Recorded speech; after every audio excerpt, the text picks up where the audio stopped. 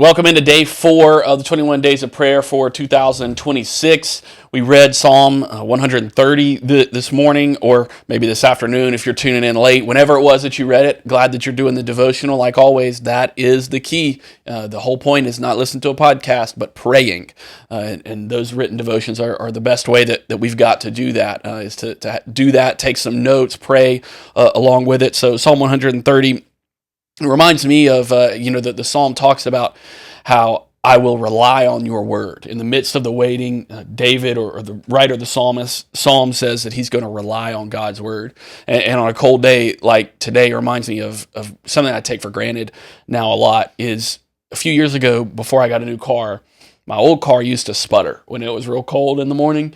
I would get in and start it, and it would kind of do that like noise where you're like, I don't know if this thing is going to start or not. And then it never did not start. But there were some times where I was like, let's hope we make it. And then the check engine light would be on pretty much always, especially in cold weather. I don't know what it was about the cold. Well, if you put when the check engine light comes on, if you'll put a sticker over it, then it goes away? Yeah. You won't be, try it. Put a sticker over it. Hey, that's a great idea.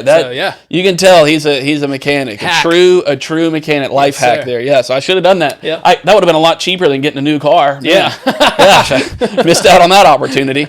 Man, next time I'm about to make a bad financial decision, I'll come to you. Yeah. Sticker would be a lot cheaper than a new car. But anyways, it was unreliable. And so therefore, I wanted to get a car that would be more reliable. Now, just today, it was cold outside. There was frost on my windshield. And I went to start the car, and I didn't even think about it. Didn't even worry about it. And every now and then, I remember the old days. And I was like, man, I take that for granted now. That like my engine doesn't sputter. There's no check engine light. That's something I love a reliable car. And in Psalm 130, in the midst of waiting, of waiting for the Lord, he says in verse 5, my soul waits, and in his word I hope. He's relying on God's word. That's something we take for granted, that we have a reliable, trustworthy God who will be there for us and whose word is constant and steady we can turn to in the midst of our waiting. So if you're waiting today, if you're waiting on the Lord, you're in the waiting room, go to something that you can build a foundation on, that you can trust in. The verse that's right after that says that he's waiting like a watchman for the morning. And I thought that was a really good picture because, they're standing up on walls or maybe in guard towers watching, making sure no enemy's going to attack by night, and they're just waiting for morning to come. And they know the sun's going to rise. Either that or the world's going to end. One of the two. Right. Either the sun is gone and therefore everyone's dead, or the sun's going to rise and it's going to be morning again. So they know it's going to rise. It's just when, how is it going to happen? And that's a lot of times how it is waiting on God. In those moments, Nathan, how are you able to be so sure of something? I know the sun's going to rise. I know that God's listening. I know that God's going to come through. I'm just not sure when or how. How do you wait on God in those moments? Yeah, I think the first thing you have to do is what you put in the notes of how this chapter started. David is in a bad spot. I think too many times, man, we're not willing to be honest with where we are in life.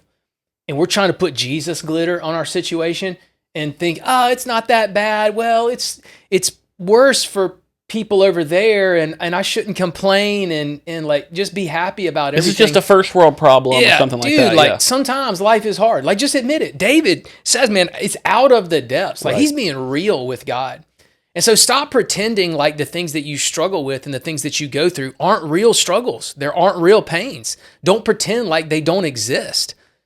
Don't just convince yourself to be some eternal spiritual optimist and that bad days are never going to happen and you're never going to be in a tight spot in any area of your life. That's simply not true. And so being willing to pour your heart out to God and just be honest with him. I really appreciate that about David, and the notes that you wrote in the written content today were such a challenge to me that there's just some days, some seasons in life where it feels like I'm in the depths, man. Like mentally, emotionally, spiritually, relationally, physically. Everybody listening, you know what that feels like and you know what that's all about. And so first of all, just be willing to admit that is sometimes the season that I find myself in. That's just how I feel sometimes. I'm not going to try to hide that or cover it up or pretend like I'm not feeling the way that I am feeling. So once you can get to that point, I think habit then begins to kick in. Have I been here before? How have I responded? And more importantly, what has God done? Like the more times that you've been through something with God, the more times that he answers, that he shows up, that he proves himself to be faithful. The word says he's going to be faithful. The more times that happens in your life, the more time, not the less you're going to be in the depths, but the less those depths are going to impact your emotions and your heart and your soul and stir those up.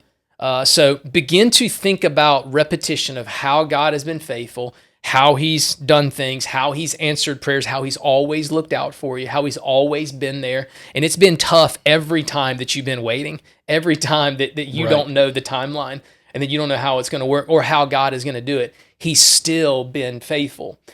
You mentioned one verse, and it is the watchman in the morning. I think like we might not know what watchman is. Right. You know, we don't have that job for us anymore. But the times that I think about when I'm watching and impatient and waiting and really trying to force something is when I'm cooking something in the kitchen, like in the oven. From guarding the city from enemies to like baking. Yeah. Let's do this manly shift real quick. Like when I put the ingredients together, like I can start to smell it. Here's what I want to do. I want to open up the door and I want to look at it. I want to pull it out. I want to taste it. I want to stick the tooth. Is it done yet? Is it ready? Right. Whether it's a cake or a frozen pizza or like I'm just popping something in the air fryer. Like I get impatient with it. Well, here's the problem, especially when you're baking. Every time you open up that door, you're messing it up. All the heat goes out. Mm-hmm. The temperature has to turn back on. It's going to add time on the back end of it.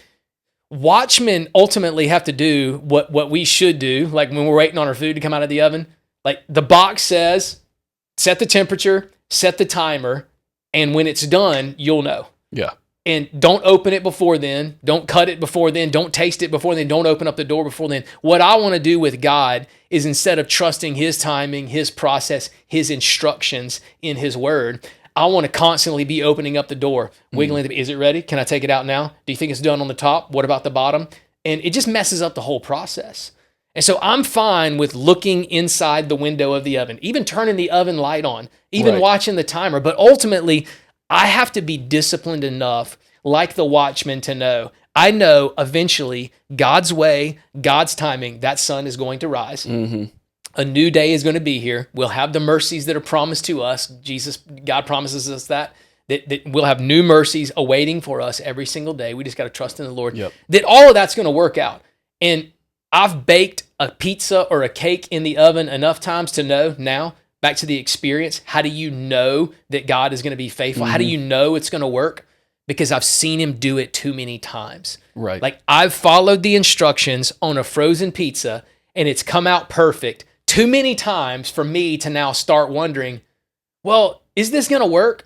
Will this pizza turn out? Will this cake rise? Will it taste good? Will it be gooey in the middle? Nah, man. Experience with the Lord teaches me. He knows what he's doing. He's listening. He's got a plan. Keep the door closed on the oven. Yeah, let him cook. Don't rush it. And it'll turn out every time. Like God has always been faithful. He's batting 1,000%. Yeah, that's good. Going back to what you remember, it's like, you know, when I'm cooking something new, I'm looking at that recipe card over and over because I don't know what I'm doing, you know, and I'm like, I've got to make sure that I've got everything right or else I'm going to mess this up. But after you've made it 10 times, not only do you have some of the ingredients memorized, but I'm not walking around the kitchen staring at this recipe card or looking at my phone that I've got the recipe on.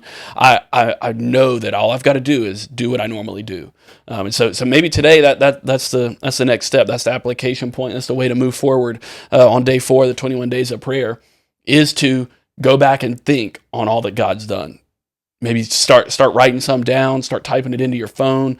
Just go over in your mind all the ways that God's been faithful, all the times that God has come through, has done what he said he would, all the times that you've relied on his word, and guess what? It's still true. It's still true. All those times that God has been reliable and trustworthy, and let that be the fuel while you're in the waiting room.